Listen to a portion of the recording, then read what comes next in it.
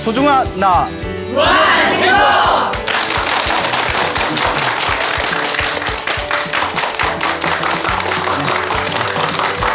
예.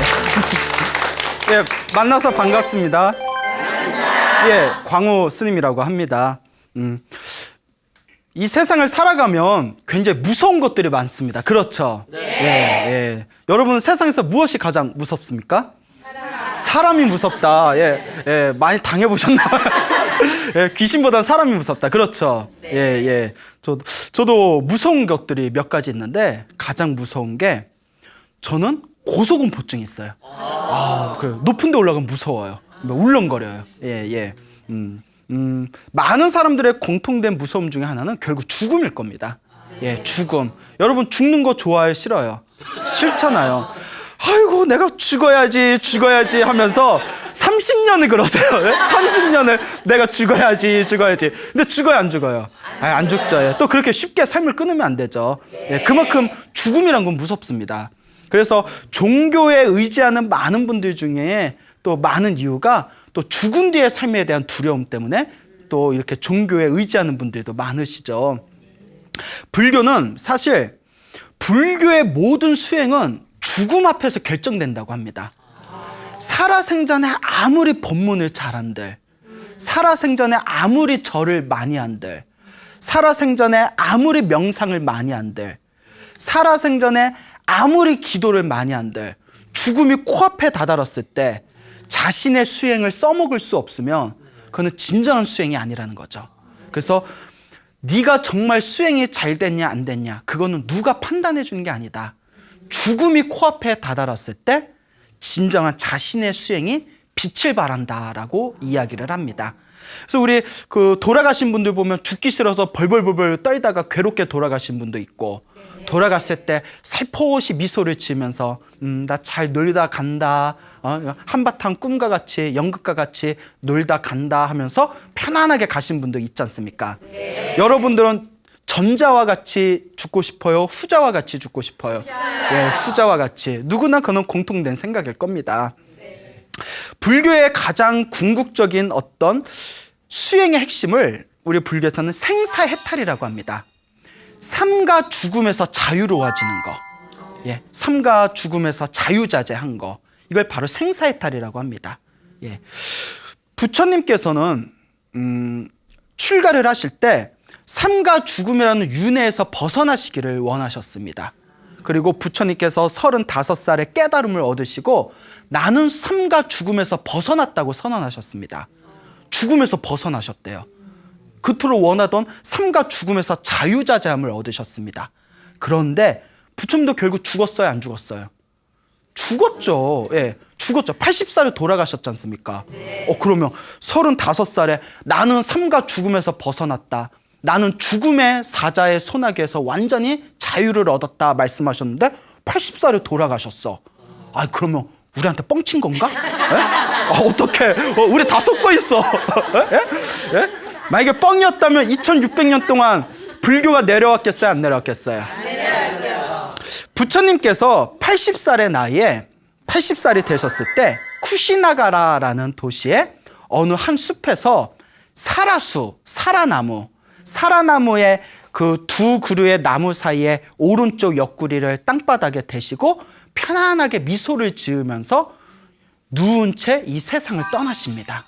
그러니까 80살의 나이에 이제 돌아가셨어요. 예? 그래서 여러분 어디 법당에 가면 특히 저기 미얀마나 스리랑카나 태국 같은 그런 남방에 있는 그 법당에 가면 이렇게 오른쪽 옆구리를 땅에 댄 채 이렇게 옆에 누워 계시는 모습을 자주 뵐 수 있어요. 그게 이제 열반상입니다. 열반상. 돌아가신 모습이다. 예. 자, 그래서 부처님께서 이제 세상을 떠나시고 이제 부처님의 제자분들이 우리 신도들의 도움을 받아서 부처님의 이제 성대한 장례식을 치릅니다. 그리고 이제 장례의 식을 다 마치고 나서 화장을 해야 되잖아요. 우리가 이제 스님들의 화장을 다비식이라고 합니다. 다비식. 그래서 관에다가 이제 꽁꽁 이제 부처님의 이제 그 몸뚱아리를 묶어 놓은 뒤에 완전 꽁꽁 묶어 놓고 나무 위에다가 다 불을 지핍니다. 나무 위에다 딱 불을 지폈는데 불이 부시 하면서 꺼져요. 왜 꺼지지? 또 불을 지폈는데 또 꺼져요. 자꾸 불을 지피도 꺼지는 거예요. 예? 나무에 그게 이제 그 불이 붙질 않는 거예요. 그래가지고 이제 제자들이 뭔가 깊은 뜻이 있나 보다, 잠시 기다려보자 하고 있을 때 그때 비로소 부처님의 수제자 중에 한 분이었던 두타제일이라 불리운 가서스님이 먼 곳에 계시다가 부처님이 돌아가셨다는 소식을 듣고 급하게 불이 나게 몇 날 며칠 동안 걸어서 그 쿠시나가라에 있는 부처님의 다비식에 가까스로 도착을 합니다. 예, 그 가서스님이 딱 도착을 해요. 가서스님이 딱 도착을 해서 다행히 화장을 하지 않았구나, 그 부처님의 모습은 볼 수 있겠구나 하고 딱 갔는데 이미 관에 꽁꽁 묶어놔가지고 부처님의 마지막 얼굴도 못 보는 거예요. 그래서 부처님 발 아래에서 다 가섭스님이 합장을 하면서 슬퍼하시면서 부처님은 어쩜 이리도 빨리 가신단 말입니까? 부처님 하고 안타까워하고 있을 때 갑자기 관 밖으로 부처님 두 발이 쑥 하고 나왔대요. 공포물이야? 뭐 호러물이야? 두 발이 그냥 쑥 나온 거예요. 그때 가서스님이 부처님의 그 관 밖으로 쑥 나온 두 발을 보고 마음에 크게 깨닫는 바가 있었답니다. 그리고 마지막으로 미소를 지으면서 부처님 발 아래 이제 슬픔을 거두고 미소를 지으며 부처님 발 아래 마지막 인사를 올리고 나무에 불을 붙였을 때 그때 비로소 그 나무에 그 불이 확 일어나서 부처님의 다비식의 아름답게 회양되어졌다고 합니다. 예. 자, 그러니까 이와 같은 경우에 정말 부처님께서 이 육신의 몸을 버리고 저 진리의 세계로 돌아가셨을 때 가장 중요한 것 중 하나가 정말 우리 중생들이 죽은 것처럼 죽은 게 아니에요. 무슨 말인지 알겠죠? 그래서 우리 그 참선을 하는 선종에서는요, 참선을 하는 우리 선종, 깨달음 구하는 선종에서는 관 밖으로 부처님의 두 발이 쑥 나온 이 도리를 곽시쌍부라고 합니다. 곽시쌍부, 관 밖으로 두 발을 보여주셨다. 여기에 엄청난 깨달음의 도리가 숨겨져 있대요. 예? 여러분 딱 들으니까 알겠어요, 모르겠어요? 예, 몰라요, 정상이에요? 예? 이거 알면 안 돼, 아직. 예? 이거는 엄청난 깨달음의 경지가 숨겨져 있는 거예요. 딱 듣고 에이 알겠어요 하면 이거 문제 있는 거예요. 알겠죠? 예, 몰라요, 정상이에요? 그런데 엄청난 깨달음의 경지가 숨겨져 있는데 다만 우리 중생 수준에서, 우리 중생들 수준에서 그냥 판단하자면 부처님은 가셔도 가신 게 아니고, 뭔 얘기인지 알죠? 예? 돌아가셔도 돌아가신 게 아니구나. 부처님의 진리의 몸은, 진리의 그 모습은 항상 영원토록 우리 중생들과 함께 하신다는 것을 돌아가신 뒤에도 그 두 발을 보여주시면서 우리들 앞에서 부처님의 불생불멸한 모습을 우리 중생들에게 보여주셨구나라고 판단해 볼 수가 있습니다. 여러분 혹시 달마대사라고 아세요? 네. 예, 여러분 그 달마도라고 아시죠? 네. 예, 그래서 뭐 웬만한 집에 뭐 달마도가 수맥을 막아줍니다 해서 달마도 뭐 하나씩 가지고 있는데 원래 달마대사가 수맥 막아주던 분이 아니에요. 예? 예? 아니 1500년 전에 달마대사께서 당신 그림 그려놓고 수맥을 막아줘요 하면 약간 기분 상할 수도 있어. 아유 내가 뭐 수맥 막아주는 사람인가? 그러니까 예? 그래서 이제 원래 달마대사께서는 인도에 1500년 전에 인도의 향지국이라는 나라의 사람이었습니다. 왕자였어요. 왕자였다가 세상의 무상함을 느끼고 모든 것이 덧없구나, 위없는 영원한 깨달음을 얻어야 되겠다 하고 인도에서 출가를 하십니다. 그래서 열심히 수행을 해서 완전한 깨달음을 얻으세요. 그래서 달마대사 같은 분은 우리가 거의 제2의 붓다다, 제2의 부처님이다 라고 부를 정도거든요. 완전한 큰 깨달음을 얻으신 뒤에 나의 법은 저 동쪽 땅과 인연이 있으니 내가 동쪽 땅으로 내가 가서 법을 전해야 되겠다 하고 동쪽 땅으로 오세요. 예? 그래서 뭐 달마가 동쪽에서 온 까닭은, 예? 그래서 나온 말이에요. 예? 왜 웃어요? 그게 다 뜻이 있는 거예요. 달마가 동쪽에서 온 까닭은. 예. 자, 그래서 달마가 동쪽으로 온 까닭은, 동쪽으로 오셨는데 서쪽의 달마 입장에서 동쪽은 어느 나라겠어요? 중국이죠, 중국. 중국에서 바라봤을 때 서쪽은 인도고, 예? 그래서 저기 중국에서는 인도를 서축이라고 불렀잖아요. 서축이라고 부르고, 서천축. 그리고 인도 입장에서 보면 중국 땅은 동쪽이죠. 그래서 내가 동쪽 땅과 인연이 있다 해가지고 이제 중국으로 오셨는데, 중국에 오셔서 이제 널리 법을 펼칩니다. 근데 달마대사의 법이 너무나 급진적이고 너무나 깊고 심오해서 많은 불자들이 그 달마대사의 진실한 뜻을 잘 이해를 못했대요. 그래서 막 질투도 많이 받고 법을 널리 펼치는데 또 알게 모르게 고생을 많이 하십니다. 하지만 어쨌거나 달마대사가 이 동쪽 중국의 법을 설하시고 나서 그 달마대사 이후로 훌륭한 제자분들이 나오셔서 오늘날 우리가 말하는 이 참선하는 선종이라는 것이 중국 불교 이후로 달마대사를 스승으로 모셔서 큰 종파를 형성하게 됩니다. 이 달마대사가 이제 스스로 인연이 다했음을 느낍니다. 그래서 제자에게 내가 죽거든 나를 화장하지 말고 관에다가 묻어다오. 관에다가 그 묻어주는데 내가 신던 신발을 관 안에다 넣어다오 하고 제자에게 부탁합니다. 뭐 신발이 엄청 좋은 신발이었나 봐. 이탈리아의 기술사가 한 땀 한 땀 만든 신발이었나 봐. 그걸 또 굳이 관에다 넣어달라네. 그거 좀 누구 주든가 어차피 가는 마당에.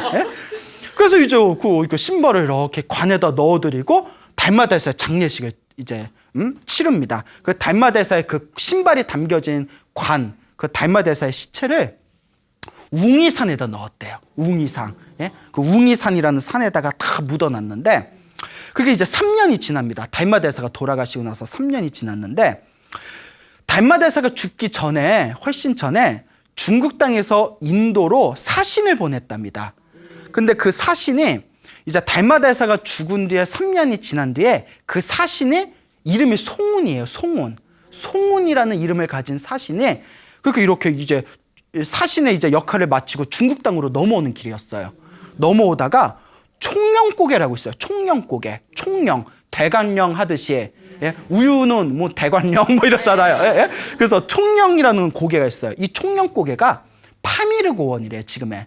예, 그 인도 파미르고원 아시죠? 너무 안 가보셔서 모르는구나. 언제 한번 가보세요. 파미르고원. 자, 그래서 이제 파미르고원을 이제 중국에서 총령이라고 표기를 했는데 그 총령고개에서 송운 이 사신 송운의 일행이 다 그 고원을 이제 그 고원을 넘기면 이제 중국 땅으로 들어가는 거예요. 거기서 웬 뚱뚱하고 털이 엄청나게 많은 웬 스님이 터벅터벅 걸어오는데 모습이 참 괴이하더래요. 이렇게 막대기를 이렇게 어깨에다 떡 걸치는데 막대기에 신 한 짝이 이렇게 걸려 있더래요. 신발 한 짝 걸터 앉고 맨발로 터벅터벅 걸어오니까 저게 중인가 그진가 싶었겠죠. 뭔가 봤더니 이거 달마대사예요. 깜짝 놀라서 그러니까 달마대사가 죽은 줄 모르는 거예요. 인도에 있었으니까. 아이고 달마대사님, 여기 어쩐 일입니까? 내가 중국 땅에 인연이 다 해가지고 내 고향으로 돌아가는 길이요 이러는 거예요.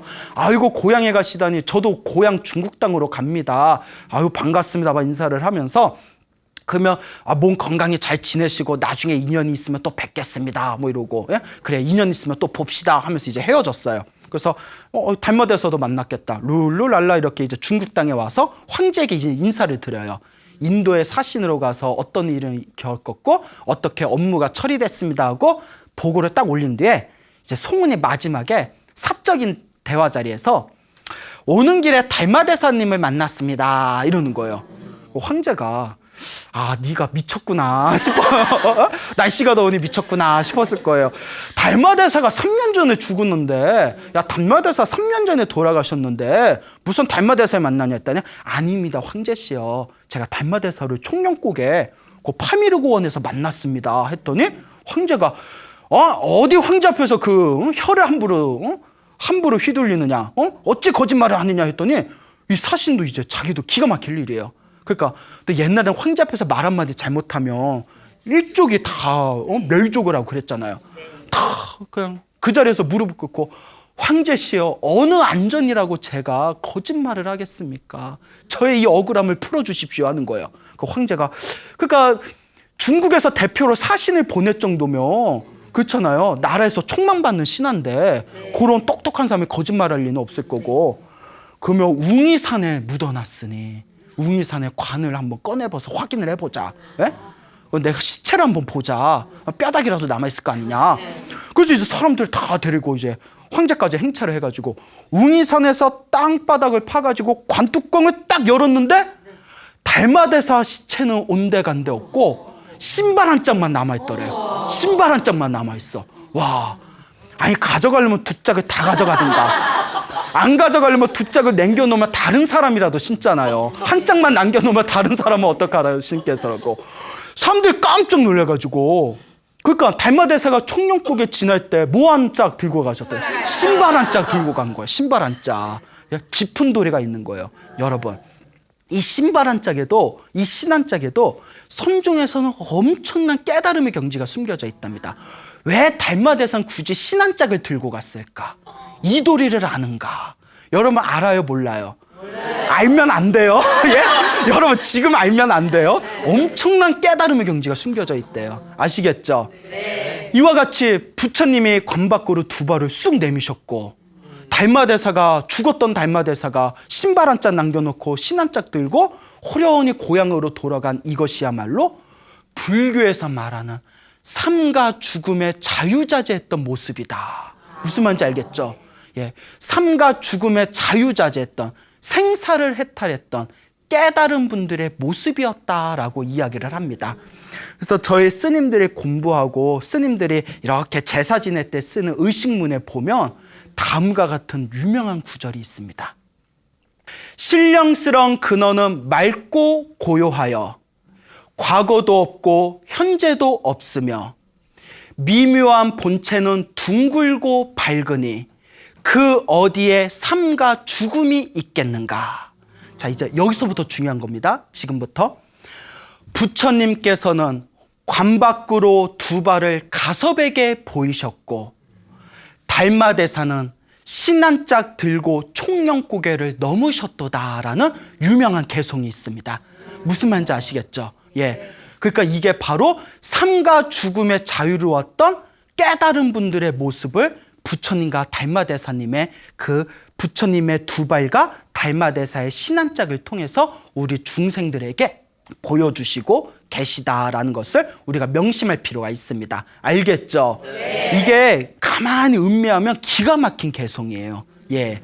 자, 이와 같이 우리 불교에는 열심히 수행을 해서 열심히 깨달음을 구해서 높은 수행의 경지에서 삶과 죽음에 자유로웠던 분들이 굉장히 많습니다.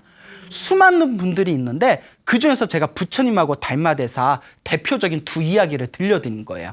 예.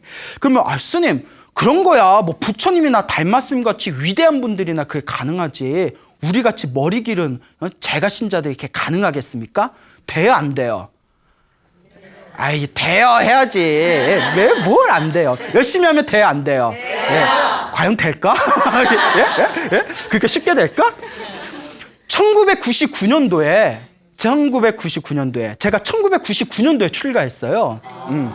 예. 1999년도에 71살의 나이로 일타 스님이라는 큰 스님이 세상을 떠나셨습니다. 저 해인사 지조감의 일타 스님이라고 큰 스님이 계셨어요. 일타 스님이 굉장히 이제 큰 스님이셨는데 또 일타 스님의 재미난 이야기 중에 하나가 일타 스님 집안에 친가 쪽하고 외각 쪽에서 41명의 가족의 단체 출가를 합니다. 몇 집안이? 네, 41명의 친가 외가를 합쳐서 41명이 그때 일타 스님도 14살에 출가하세요. 14살에 부모님 손을 잡고 출가를 합니다. 41명의 단체 출가를 했어요. 예, 그 집안이 통째로 족보가 사라졌어. 스님이 돼서. 예, 예. 자, 그러면 왜 단체 출가를 했냐? 일타 스님의 외증조모 중에 외증조 할머니 중에 평등월 보살님이라고 계셨대요. 이 성이 이씨라서 이평등월 보살이라고 하는데 이 평등월 보살님의 기적 같은 덕화가 있어서 거기에 감화되어 41명의 가족이 출가합니다. 이 평등월 보살님이 젊은 나이에 저 광산 김씨 집안으로 이제 출가를 합니다. 혹시 광산 김씨 계세요? 계세요? 양반 집안이에요, 관상규 씨가. 관상규 씨가 양반이에요. 그래서 이제 그 관상김 씨 집안에 다 결혼을 해서 집안이 부유해가지고 평생을 아무런 부족함이 없이 살았대요. 그렇게 이제 60일 대 동안 삼형제를 낳고 그냥 아주 편안하게 살아가시다가 나이 60이 됐을 때 남편이 보증도장을 잘못 찍어줬어. 그놈의 보증이 문제야. 그때 이제 일제시대 때였대요. 보증도장을 잘못 찍어줘서 집안의 재산이 다 날아가 버렸대요. 그리고 그 분한 마음에 남편 되시는 그 광상김 씨 그 남편분이 시름시름 앓다가 갑자기 병고로 떠나셨대요. 왜 웃어요? 그래서 이제 갑자기 병고로 떠나시니까 이 할머니, 평동을 보살, 이 할머니가 어쩔 줄 몰라 하는 거예요. 평생 그냥 귀하게만 살다가 그 밑에 삼형제가 있었잖아요. 시대가 변했다. 우리가 양반이라고 언제까지 일 안 하고 살 거냐. 이러다 우리 집안 다 굶어 죽는다. 양반이니 그런가 우리 딱지 다 떼어놓고 우리가 일을 하자. 그나마 남아있는 재산을 다 팔아가지고 일본에서 최신식 그 솜틀기계를 사왔대요. 솜틀기계. 당시에 최신식이었대요. 옛날에 이렇게 배 짜서 이제 뭐 물레로 해서 솜틀 만들었잖아요. 그래서 다다다다다 하는 기계, 솜틀 기계를 사와서 해외 직구를 해가지고 그래서 이제 직구를 해서 이제 사왔어요. 그래서 삼형제니까 삼형제가 8명 이제 8시간씩 3명이서 8시간씩 일을 하니까 24시간 돌린 거예요. 그거 기계가 튼튼한가 봐. 24시간을 계속 솜틀 기계를 돌리니까 솜이 그냥 쫙쫙 나오잖아요. 그렇게 이제 솜을 가득가득 만들어서 또 솜을 빨리빨리 뽑아내니까 또 다른 데보다 싸게 팔면서 그 공주 땅에서 제일 큰 부자가 됐대요. 그래서 솜 공장을 하나 크게 만들고, 그리고 나중에 논을 백마지기를 샀대요. 공주 땅에 백마지기. 그거 할머니가 좋겠다. 할머니가 이제 너무 좋으신 거예요. 그래서 이제 이 삼형제가 이제 같이 이제 사업을 하는 거니까 항상 돈이 많으면 형제들끼리 싸우잖아요. 근데 이 형제들은 이제 싸우지를 않아. 대신 지혜로워요. 어떻게 하냐면 4등분을 했대. 월급을 4등분을 해서 한 등분, 두 등분, 세 등분은 형제들이 나눠 갖고 한 등분은 어떻게 했을까요? 첫째 집에서 어머니를 모시면 그 한 등분을 첫째 집에 줬고, 둘째 집에서 어머니를 모시면 그 한 등분을 둘째 집에 줬고, 그랬더니 며느리가 서로 모시려고 뭔 결국 돈이야. 이런 얘기 해도 될지 모르겠는데 며느리들이 서로 모시려고 4등분에서 한 등분을 더 얻으니까 여보 우리 이번 달 어머니 한 번 더 모셔요 막 이러면서 부럽죠. 그 자식 잘 두는 것도 복이에요. 여기에 반응이 아주 뜨거워요.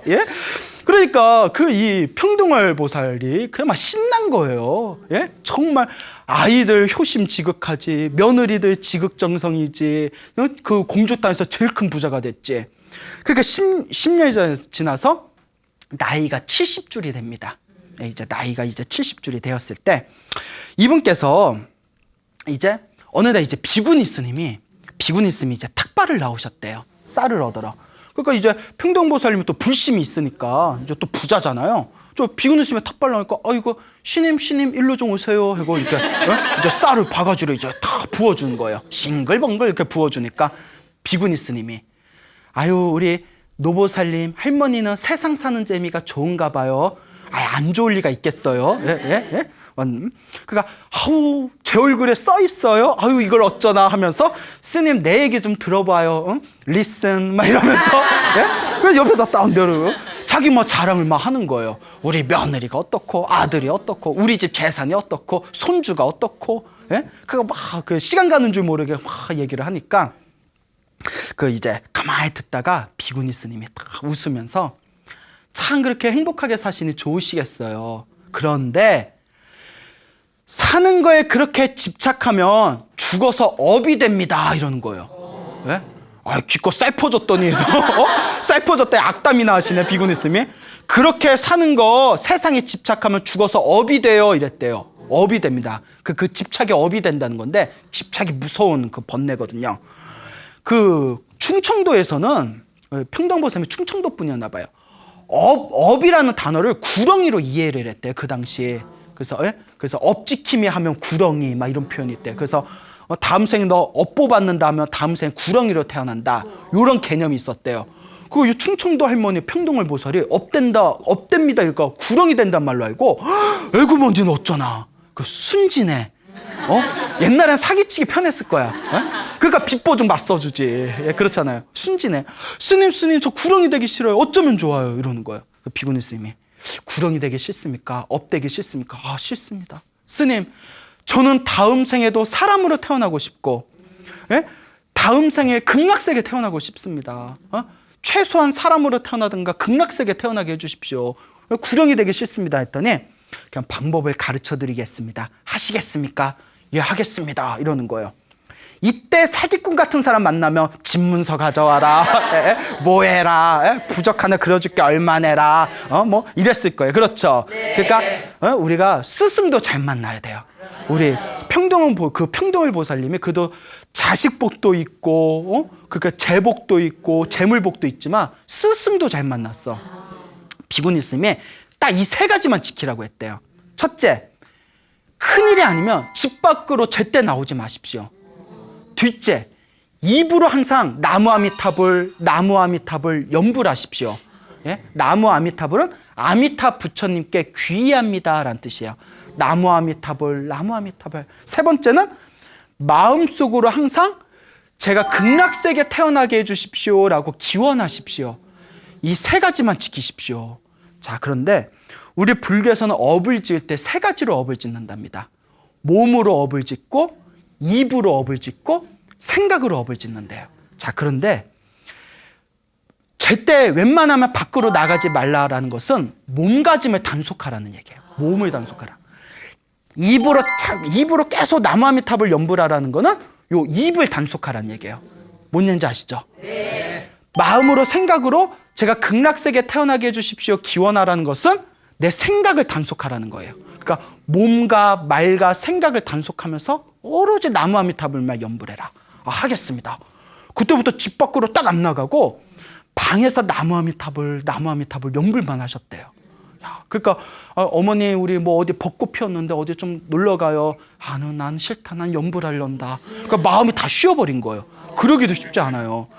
뭐 우리 불자분들 보면 보살님 기도 열심히 하고 있어요. 스님 드라마 보느라고 네, 요것만 보고 할게요. 또 보살님 어때 드라마 끝나고 어때 기도 열심히 하셨어요? 아이고 옆집에 김할멈이 자꾸 저기 찜질방 가가지고 찜질방 갔다 와서 기도할게요. 그 찜질방 갔다 오면 할머니 이제 기도하셨어요. 또 이러면 또 뭐라고 해서 애들이 와서 밥 먹는다고 해서 같이 밥 먹느라 그러니까 기도할 새가 없어. 근데 여기는 다 놓아버리고 그냥 방에서 오로지 나무아미타불 부르는데 그렇게 몇 년이 지났는데 희한한 일이 생기는 거예요. 갑자기 아무 말도 없이 현불만 하던 이 평도인 보살님이 며느리를 부르더니 예 오늘 밥 좀 5인분 좀 더 해놔라. 아 왜요 어머니? 오늘 뭐 누구 온다는 얘기 없었는데 5인분 더 해놔라. 그 시어머니가 하라니까 얘하고 5인분을 미리 밥을 해놨더니 어디서 5명 손님이 갑자기 온 거예요. 예? 그거 딱 맞춰버리고. 예? 얘야, 저기 아범들 좀 불러라. 그 삼형제 부른데, 야, 공장에 화기, 불 기운이 있으니 거기다 물 좀 잔뜩 갖다 놓고 불 조심해라. 아유 어머님 저희들이 다 준비하고 알아서 하는데 왜 그러세요? 아니다. 불 기운이 느껴진다. 화 기운이 느껴진다. 그러니까 어머니가 자꾸 그러니까 그 공장에서 그날 지키고 있었대 삼형제들이. 아유 어머니 왜 나이 드시더니 왜 그러셔? 이런데 갑자기 솜에서 불이 확 붙어가지고 올라오는 걸 미리 준비한 물로 다 꺼버렸대요. 와 어머니가 뭔가 있구나. 예? 그리고 이제 손주들 결혼시켰대. 야야 누구 아무개는 저쪽 윗마을에 누구라는 사람이 살고 있는데 거기에 애가 있는데 걔하고 인연이다. 거기다 결혼시켜라. 아니 어머님이 그쪽 마을 가본 적도 없는데 어떻게 하세요? 가보면 알아. 그 가봤더니 어머니가 말한 그 집에 이름이 똑같은 애가 있고 이래버렸더니 마을 사람들 난리가 난 거예요. 생불이 출연했다고. 생불이 살아있는 부처가 출연했다고. 근데 자꾸 어머니가 아는 소리를 하니까 나중에 좀 불안한 거예요. 그래서 당시 그 마곡사라는 절에 저기 태어라는 스님이 계셨답니다. 그래서 그 태어라는 스님한테 다 이제 어머니를 모시고 어머님이 아미타불 연부를 하는데 이런 일이 일어나고 있습니다 했더니 태어 스님이 다 그 노보살님을 보면서 아이고 노보살님 정말 기도 열심히 하셨습니다. 정말 훌륭하십니다. 하지만 우리 부처님 법에도 기도하고 공부하다가 중간에 뭐가 보이는 거는 다 마장이라고 했습니다. 수행에 방해가 되는 마장이라고 했습니다. 그걸 버려야 더 깊은 경지에 갑니다. 눈에 보이는 대로 다 입으로 다 내뱉으면 무당하고 뭐가 틀립니까? 그렇죠? 예? 무당이 되실 겁니까? 수행자가 되실 겁니까? 이러는 거예요. 그 스승복이 있어. 예? 만약에 나한테 찾아왔으면 예? 광우스님한테 우리 어머님이 자꾸 아는 소리 하는데 어떻게 하고 찾아왔으면 그러면 저 같으면 저도 좀 봐주세요. 저도 좀 봐. 예? 어떻게 저도 잘 될까요? 예, 웃자간 말이에요. 그러니까 스승을 잘 만났어요. 뭔 얘기인지 아시겠죠? 예? 무당이 되실 겁니까? 수행자가 되실 겁니까? 그런 신통력에 눈 돌리지 말고 오로지 하던 연부를 하십시오 했더니 또 그 할머니 평등보살이 다 받아들고 그때부터 입에 딱 다물고 오로지 기도만 했대. 오로지 이제 아는 소리도 안 하고 누가 찾아와서 할머니 우리 궁합 좀 봐주세요. 우리 누구 중매 좀 봐주세요. 저희 장사할 건데 잘 될 건지 봐주세요 하면 항상 하신 말씀이 나 신통력에 다 달아놨어 하면서 기도하라고. 기도하면 다 일이 잘 풀린다고. 뭘 물어보냐고. 이렇게 사람들 돌려보냈다고 합니다. 그렇게 이제 열심히 이제 기도를 20년 가까이 계속 나무아미타불 기도를 하셔가지고 88살에 88에 세상을 떠나셨는데 이제 장례를 치렀잖아요. 예? 그래서 다 나무아미타불 연부를 하다가 다 이렇게 돌아가셨는데 밤에 됐을 때 마을 사람들이 물동이를 들고 마을 수십 명의 사람들이 물동이를 들고 그 장례식장에 오더래요. 헐레벌떡. 왜 그러냐고.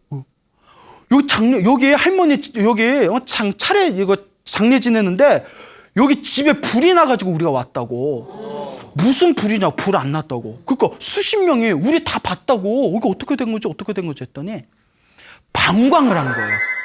방광이 빛이 뿜어져 나오는 거예요. 그러니까 낮에는 햇빛이 있으니까 빛이 나와도 사람들이 잘 모르는데 밤이 되니까 멀리서 보면 그 집에 빛이 뿜어져 나오니까 불난 줄 알고 물동이를 가져온 거예요. 그 평등월 보살님이 돌아가시고 집에 방광을 했다는 소문이 펼쳐지니까 전국 각지에서 사람이 몰려드는 바람에 보통 3일장을 하잖아요. 7일장을 했대요. 사람들이 자꾸 찾아와서 그렇게 7일장을 마치고 그렇게 이제 평등보살님을 마지막으로 이제 고이 보내드린 뒤에 가족들이 다 충격을 받은 거예요. 야, 우리 어머님, 우리 할머님이 평생을 이렇게 연부를 하셔서 우리들에게 이와 같은 기적을 보여주셨구나. 생각해봐요. 돌아가신 분이 그 관 집에서 막 빛이 뿜어져 나오니까 7일 동안 거기에 충격을 받고 인생에 대한 그동안 가졌던 신념이 완전히 바뀌어서 그 평등월 보살님의 장례를 마친 뒤에 친가와 외가 쪽에서 41명의 단체로 출가를 하게 됩니다. 예, 여러분. 그 평등월 보살님 같이 평범하셨던 분도 자신의 몸을 조심히 단속하고 자신의 입을 단속하고 자신의 생각을 단속하고 지극한 마음으로 일념으로 연부를 하니 그와 같은 기적이 일어났다. 예? 우리도 할 수 있습니다, 여러분. 예? 그러니까 어디 함부로 밖으로 일단 일 있으면 일 보는데 예? 막 술집 가서 술도 먹고 예? 클럽 가서 엉덩이도 좀 흔들어 주고 예? 이래다 버리면 그리고 우리 노는 입에 뭐 한다? 연부를 한다. 여러분 노는 입에 보통 뭐예요? 누구 욕하잖아. 누구 욕하잖아. 맨날 남 욕하고 누구 욕하고 그렇잖아요. 생각으로는 맨날 무슨 생각해요? 나쁜 생각. 아유 어떻게 해야 되나? 뭐 맨날 돈 생각, 여자 생각, 남자 생각, 애들 생각. 사람 생각이 다 그렇잖아요. 뭘 부끄러워하세요? 그러니까 다 모든 걸 내려놓고 내 마음을 오로지 부처님의 연불에 집중을 하니까 그와 같은 기적이 일어나는 겁니다. 여러분 믿습니까? 예, 믿음을 가지시기 바랍니다. 이런 얘기를 들으면 많은 분들이 스님 근데 정말 솔직히 믿겨지지가 않습니다. 근데 여러분 한 집안에서 41명이 단체로 출가할 정도면 자기네들도 그런 기적을 보고 얼마나 놀랬겠어요. 얼마나 자기들도 충격을 받았겠어요. 41명이 그 공주의 최고 부잣집이라는 그 집안의 41명의 단체로 출가한 것 자체가 바로 증거입니다. 예. 설마 그 일타 스님 같이 정말 훌륭하신 스님이 자기 외증조 할머니의 일을 거짓말을 했겠습니까? 예. 그러니 정말 이 불법의 심오하고 이 신기한 이 기적 같은 희유한 일은 정말 우리 중생들의 아르마리로는 지식으로는 헤아릴 길이 없구나라는 것을 겸허한 마음으로 우리가 한번 반성해 봐야 됩니다. 근데 여러분, 노는 입에 연불 한다고 자꾸 연불을 한번 해보세요. 예? 자꾸 드라마 볼 때도, 여러분 드라마 볼 때도 우리가 드라마에만 집중하는 거 아니에요. 보통 드라마가 50분 하잖아요. 50분 동안 드라마만 집중하면 머리가 깨지듯이 아파요. 그러니까 가끔 멍 때리면서 이렇게 보다가 충격적인 내용이면 헉 하고 보다가 또 별거 아니면 또 이렇게 보다가 그렇잖아요. 그러니까 드라마 보면서도 관세음보살, 예? 드라마 보면서도 관세음보살도 헉 하고 보다가 또 지나가면 관세음보살. 그러니까 어느 보살님은 스님 저는 드라마 보면서도 관세음보살 외웁니다. 이러세요. 어느 노보살님이. 아 그러세요? 근데 스님 제가 기도하면서 변화가 생겼습니다. 뭔데요? 드라마 보면서 바람 피는 놈이 나오면 저 새끼 나쁜 새끼, 예? 저놈의 새끼 나쁜 새끼 막 욕을 했는데 스님 욕하는 것도 구업이지 않습니까? 그렇죠. 이제는 누가 바람 피는 사람이 나오면 관세음보살 다 네 업이다 이러면서 예? 응? 제가 변화가 생겼습니다. 그래서 엄청난 변화라고. 예? 그 스님 제가 또 변화가 생겼습니다. 또 어떤 분이 그러시는 거예요. 또 보살님은 어떤 변화가 생겼어요? 우리 영감탱이가 맨날 술 먹고 들어서 옆에서 씻지도 않고 술 냄새 풍기면서 옆에 누우면 막 술 냄새 팍팍 풍기면 꼬린내 풍기면 왜 안 죽냐? 죽어라 좀 죽어라. 말년이라도 나 좀 편해지자 이랬는데 예? 그러니까 할아버지 오면 서운하시겠어요.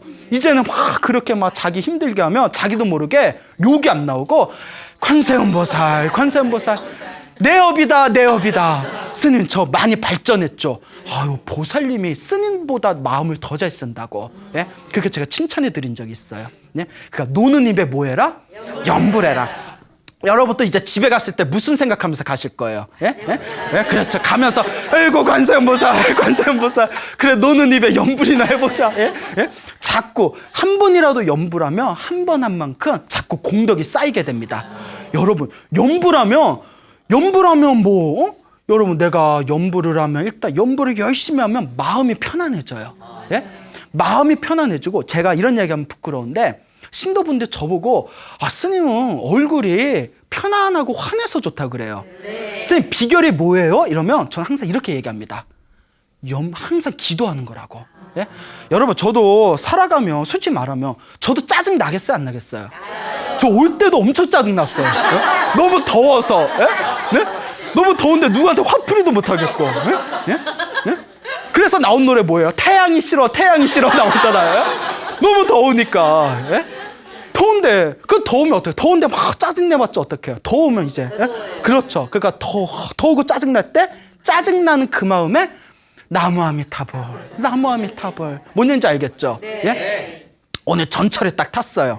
너무 더워서 전철에 딱 탔는데 내가 순간 또 맞은편에 젊은 남녀가 있는데 더워 죽겠는데 아니 사람들 다 있는 데서 꼭 껴안고 이렇게 휴대폰을 같이 보고 있더라고. 더워 죽겠는데 네? 더워 죽겠는데 스님 앞에서 지디 꼭 껴안고 예? 내 스님인데 예? 근데 내가 그 사람들 보고 화내면 돼요 안 돼요? 안 되잖아. 화가 날 때 관세음보살 이러니까 스트레스를 덜 받아요. 예? 여러분 광우 스님도 살아가면서 짜증나고 화낼 때가 많습니다. 하지만 마음으로 화나는 그 자리에다가 연불을 하면서 신기한 게 연불하다 보면 마음이 편안해져요. 신기해요. 예? 쌤 화가 나는데 연불하니까 더 화가 나요. 예? 믿음이 없어서 그래. 업장이 두꺼워서 그래. 그러니까 자꾸 기도하면 마음이 편안해지고 얼굴이 환해집니다. 알겠죠? 예, 연불 열심히 하시기 바랍니다. 저 순천 송광사에 방장 스님이 한 분 계세요. 방장이 그 송광사 절에서 가장 큰 스님을 방장 스님이라고 합니다. 그래서 순천 송광사 방장 스님이 보성 큰 스님이세요. 보성 스님. 아주 이제 훌륭하신 스님이신데, 이 보성 스님이 이제 지금 잘 모르는데 연세가 한 90 정도 되신 것 같아요. 예, 근데도 많이 이제 그 이렇게 건강하신데, 근데 이제 이 방장 보성 스님께서 해주신 법문입니다. 현대에 있었던 일이에요. 이 방장 보성 스님께서 이제 나이 90이 되실 동안 그 나이 한 20살에 10대 후반에 출가를 하셔가지고 얼마나 많은 중생들에게 법을 펼치셨겠어요. 그 중에서 이 방장 보성 스님께서도 항상 불자들에게 기도를 많이 하라 가르치신다고 합니다. 항상 기도를 많이 해라. 그러니까 그 중에 나이가 굉장히 많으신 보살님이 계시는데, 그 노보살님한테 기도하고 있나? 예, 기도하고 있습니다. 기도 열심히 하나? 예, 기도 열심히 합니다. 그래서 이제 며느리한테 물어본대요. 네 시어머니 기도 어떻게 하냐? 예, 그 방에 앉으셔서 방에서 저희가 하루에 한 끼, 많이 드시면 소화도 안 되고 졸리신다고 하루에 한 끼 밥하고 반찬 넣어드리면 딱 그것만 드시고 방에서 나오지도 않고 벽 보고 연불만 하세요, 이러더래요. 예. 그러니까 참 잘한다, 참 잘한다. 근데 그 노보살님이 이제 하루는 이제 그 큰 스님한테 인사를 이렇게 와서, 할매는 뭐 방에서 기도만 하니까 친구도 없지 이러더래요. 이렇게. 예? 약간 좀 장난기가 있으셔요. 예. 저 친구 많습니다 이러는 거예요. 노보살님이. 저 친구 많아요. 할매 친구 있나? 누군데? 이러니까 아미타 친구요 이러더래요. 이 정도면 아미타 친구요 하고 딱 나올 정도면 대단하신 거예요. 공부 많이 하신 거예요. 그래, 그렇게 하면 된다. 근데 이분이 항상 입버릇처럼 나는 추한 꼴 안 보이고 갈런다, 나는 더러운 꼴 안 보이고 갈런다 하고 항상 그런 말씀을 하셨대요. 근데 항상 입버릇처럼 자기는 갈 때 곱게 갈 거다 하시면서 연부를 많이 하셨는데, 이 노보살님이 98세에 세상을 떠나셨어요. 많이 사셨죠? 98세에 세상을 아주 건강하게 지내다 가셨는데, 이제 아들도 나이가 얼마나 많겠어요. 근데 아침마다 인사를 올렸대요. 어머니. 근데 어머니 말씀이 없는 거예요. 어머니. 근데 인기척이 없어서 문을 이렇게 열어보니까 화장실에 이렇게 앉아 계시더래요. 아이고, 뭐 용변 보시나? 근데 고개가 이렇게 푹 꺾여서 이상하다. 왜 그러시죠? 하고 여기 가봤더니 변기 위에서 사람이 죽으면 그 이렇게 몸에서 그 구멍에서 더러운 게 빠져나온답니다. 그런 얘기 들었죠? 항상 자기는 추한 꼴, 추잡한 꼴, 더러운 꼴 안 보이고 갈 거다 하셨잖아요. 마지막에 돌아가실 때 변소에 앉아서 용변 다 깨끗하게 보시고 변소에 앉은 채 돌아가셨대요. 예. 연불의 힘입니다, 여러분. 이와 같습니다, 여러분. 정말 간절한 마음으로 기도하고 복을 짓고 선업을 짓는다면 여러분들도 여러분들의 삶과 죽음에 있어서 진정한 자유인이 될 수 있을 것입니다. 여러분, 행복해지고 싶습니까? 네. 행복한 삶을 창조하고 싶습니까? 네. 복을 지으십시오. 선업을 지으십시오. 공덕을 쌓으십시오. 복과 선업과 공덕의 힘이 여러분들을 진정한 행복의 길로 이끌어 줄 것입니다. 오늘 여기서 마치겠습니다. 소중한 나 무한행복!